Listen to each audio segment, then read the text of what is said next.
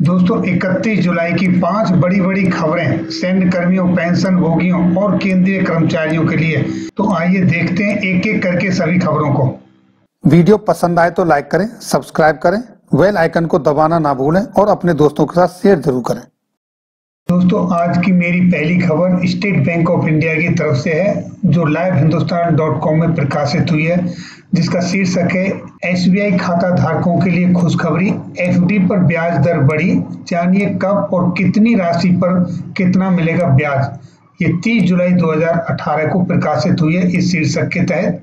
आइए देखते हैं टेबल में ब्याज दर में क्या हुई बढ़ोतरी। अगर आप 1 साल से नीचे तक का FD करते हैं तो आपकी ब्याज दर में कोई परिवर्तन नहीं है, और अगर आप 1 साल से 2 साल का करते हैं तो जहां आपको 6.65 मिल रहा था, अब उस जगह पर आपको मिलेगा 6.7%। सीनियर सिटीजन को 7.15 की जगह पर 7.2 मिलेगा, और अगर आपका पीरियड 2 ईयर्स से 3 ईयर्स के बीच में है तो 6.65 की जगह पर ये हो जाएगा आपका 6.75%, और सीनियर सिटीजन्स के लिए ये 7.15 की जगह पर 7.25 होगा, और 3 ईयर्स से 5 ईयर्स के बीच में 6.7 की जगह पर 6.8% मिलेगा, जबकि सीनियर सिटीजन को 7.2 से बढ़कर ये 7.3% मिलेगा। और अगर आप 5 से ज्यादा 10 साल तक के बीच में कराते हैं तो 7.65 की जगह पर आपको 7.85, और सीनियर सिटीजन को 7.25 की जगह पर 7.35% बढ़ोतरी के हिसाब से पैसा मिलेगा। और देखिए दोस्तों, 1 करोड़ से अधिक रुपए के ऊपर जो FD में ब्याज दर फिक्स किया गया है, 7 डेज से लेकर 2 ईयर्स तक, या तो आपका रेट ऑफ इंटरेस्ट डिक्रीज हो रहा है या स्टैटिक है, यहाँ पर कहीं पर भी कोई बढ़ोतरी नहीं है। और 3 ईयर से 5 ईयर्स के बीच में आपका जहां 6.65 था वो 6.8 हो गया। सीनियर सिटीजन के लिए ये 7.15 से बढ़कर 7.13 हो गया। 5 से 10 ईयर्स के बीच में ये 6.25 से बढ़कर 6.85 हो गया, और सीनियर सिटीजन के लिए 6.75 से बढ़कर 7.35% हो गया। तो दोस्तों इस तरह से आपके ब्याज में वृद्धि हुई है SBI के अंदर FD के ऊपर। ये थी आज की पहली खबर, और अब चलते हैं आज की दूसरी खबर की तरफ। आज की दूसरी खबर रक्षा मंत्रालय की तरफ से सेना के संदर्भ में आई है, और उसमें बताया गया है कि JCOs को मिला गजेटेड ऑफिसर का दर्जा। ये रक्षक न्यूज नेटवर्क में 28 जुलाई को प्रकाशित हुई है। इसमें कहा गया है कि जूनियर कमीशन ऑफिसर का दर्जा राजपत्रित अधिकारी की तरह ही रहेगा। रक्षा मंत्रालय ने अपनी गलती सुधार कर वह चिट्ठी वापस ले ली है जिसमें JCO के गजेटेड होने पर सवाल उठाए गए थे।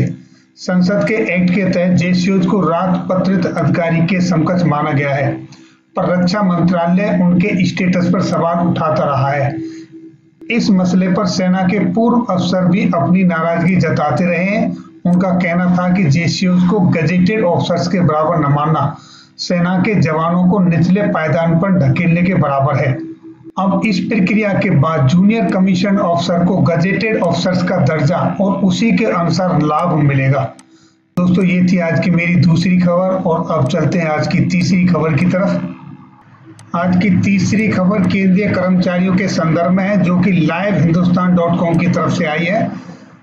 30 जुलाई 2018 को केंद्र के दिव्यांग कार्मिकों यानी कि डिसेबल्ड कर्मचारियों को 2 गुना मिलेगा परिवहन भत्ता, ट्रेवलिंग अलाउंस मिलेगा डबल। ये बड़ी खुशखबरी है उन डिसेबल्ड केंद्रीय कर्मचारियों के लिए। जी हाँ दोस्तों, कार्मिक मंत्रालय ने दिशा निर्देश जारी करके इसे तत्काल लागू करने को कहा है। सभी मंत्रालयों ने विभागों को क्रियान्वयन करने का निर्देश दिया है। किसी भी मंत्रालय के किसी भी विभाग में अगर डिसेबल्ड दिव्यांग कर्मचारी हैं तो उनको 2 गुना भत्ता दिया जाएगा। अभी तक सभी केंद्रीय कर्मचारियों को 3 श्रेणियों में परिवहन भत्ता मिलता है। लेवल 1 से 2 के कार्मिकों को 1350 रुपये प्रतिमाह, और पे लेवल 3 से लेके 8 तक के कर्मचारियों को 3600 रुपये प्रतिमाह के रूप में, और उसके ऊपर लेवल वाले कर्मचारियों को 7200 रुपये प्रतिमाह भत्ता दिया जाता है। अब दिव्यांग कर्मचारियों को इन श्रेणियों के हिसाब से यह राशि दोगुनी दी जाएगी और ये परिवहन भत्ता मूल वेतन के साथ जुड़ता है तथा इस पर डीए भी दिया जाता है। तो इस प्रकार जिनके महंगाई भत्ते में बढ़ोतरी होगी उनके डीए में राशि में भी थोड़ा सा इजाफा होगा, क्योंकि इस पर आपको महंगाई भत्ता भी मिलेगा। तो दोस्तों ये थी आज की मेरी तीसरी खबर और अब चलते हैं आज की चौथी बड़ी खबर की तरफ। आज की चौथी खबर सेना के संबंध में है। आर्मी डेंटल कोर्स में जिन लोगों ने अप्लाई किया है शॉर्ट सर्विस कमीशन 2018 के लिए, अब उनके इंटरव्यू की डेट निर्धारित हो गई है और उनकी लिस्टें आ गई हैं। तो किसका किस तारीख को इंटरव्यू है वो इस लिस्ट में है। यहाँ देखिए, आप अपना सीरियल नंबर चेक करें और ये आपका एसएससी 2018 का रोल नंबर है इस कॉलम में। नीट का रोल नंबर आपका इस कॉलम में है। यहाँ आप अपना नाम देखेंगे और ये जो आपका नीट का स्कोरिंग था वो यहाँ पर है।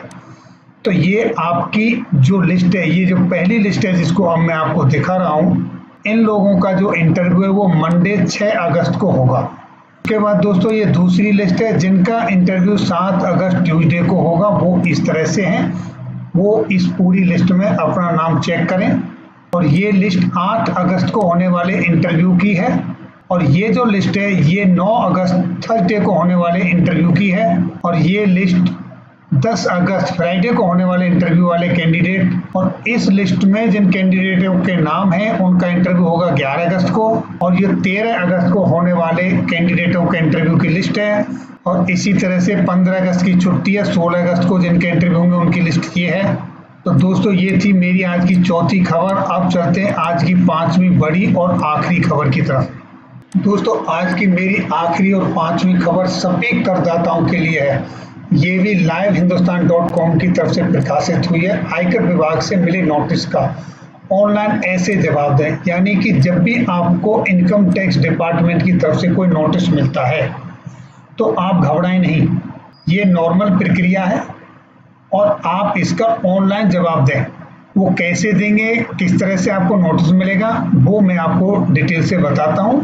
अमूमन दोस्तों आयकर रिटर्न में टैक्स गणना गलत भरने पर आयकर विभाग नोटिस भेजता है। इससे बचने के लिए रिटर्न फाइल करने से पहले एक बार घोषित आय और टैक्स देनदारी को जरूर जांच कर लें।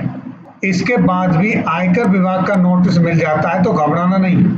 ये समझना चाहिए कि आयकर विभाग का काम ही करदाताओं के रिटर्न की जांच पड़ताल करना है तथा गलत पाए जाने पर नोटिस भेजना है।